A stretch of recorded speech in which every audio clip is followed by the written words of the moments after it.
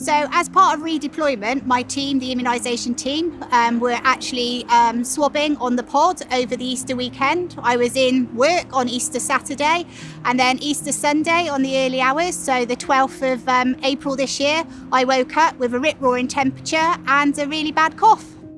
So having been working on the pod, I filled in the app on the Trust intranet, and then on the afternoon of the Easter Sunday, I came here to Edward Jenner and I was swabbed. And then I had a phone call from the lovely Gavin off the pod on the Tuesday morning to tell me that I was positive to COVID-19. The Tuesday, Wednesday, the cough got worse, and on the Thursday morning, I rang the GP surgery because I have what's called a barking seal cough when I have my fibromyalgia in the winter. And because of this, I normally get steroids, and in my nursey brain, I just thought I need some steroids. So I had amazing service from the GP, made a call, they phoned me back. I had a physio consultation and my GP said, "Caroline, you're a little bit short of breath." And I was like, "Well, yes, I can't stop coughing, so I am." And he said, "I think we need to see you." And so I was sent to Rosebank Surgery, which was the COVID secure GP practice, for an appointment at an allotted time. So went off in the car with the hubby, him in the front, me in the back. And at no point did I even imagine what was going to happen would happen. So got to Rosebank and they said, bit short of breath. And they said, "Can you get out of the car and walk around the car park?" So I was like, "Yeah, fine." And they put the pulse oximeter on me to check my oxygen saturations, and they were ranging between 85 to 86%, so not where they needed to be. And I got told, "Wait there, have a letter straight to Red Pod at Gloucester Royal Hospital." So you can imagine that was a bit of a shell shocker. Didn't see that one coming at all. In my head, I'd just gone for steroids. So conversation were happening in the car. Dave, my husband, said, "Should we go home and get a bag?" And I was like, "No, I don't think we should go home and get a bag," because I was thinking about Jack, my 17-year-old son, thinking, how do you go home and explain to your son, "I've got COVID and I need to go to hospital," especially with everything that was on the news. So I said, "No, just take me to Gloucester Royal." So off we go. He's obviously in isolation because I was the index person in our house, so they couldn't come in, but he couldn't come in anyway. And I've never ever felt so scared as walking through those doors at Gloucester Royal on my own.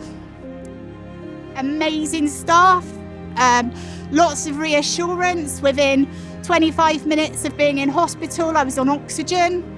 Then I was transferred to the ward, and then at 12 o'clock at night, this was probably the most scariest point in terms of my whole stay, was I heard somebody say, "Bed C17, she's positive, she shouldn't be on this ward." Well, I knew I was positive. I told them I was positive.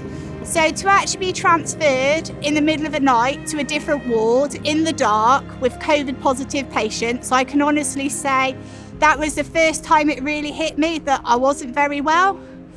So arrived, lots of sounds of beeping oxygen, confused patients.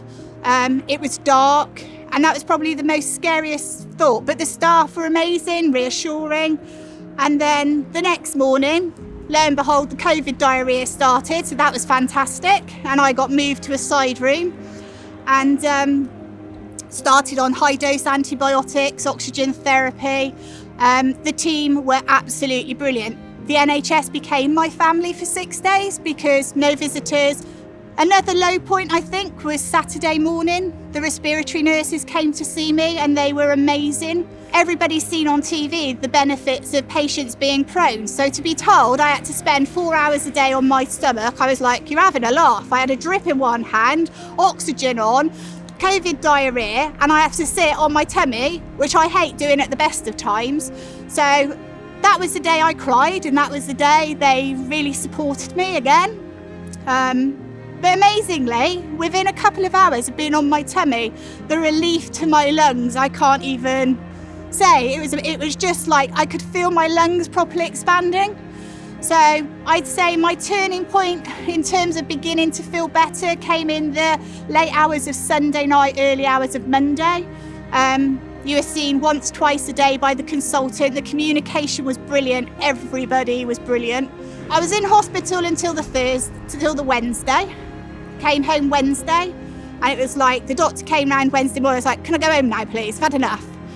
When I was discharged, I couldn't really speak for more than 5 minutes. Hard to believe today. Energy levels were, well, non-existent.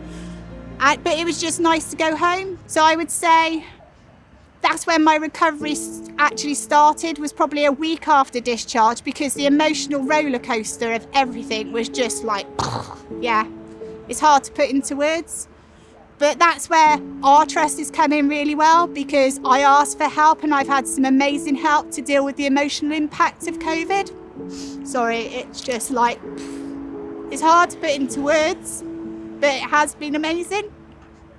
But I think the things that help me is when you see on the news that other people that have had COVID talk about the effects. And as employers, I think that's what we really need to be mindful of, is the fact that just because somebody's back at work who's had COVID, we need to ensure that they are still looking after themselves, that they're not pushing themselves beyond the limits.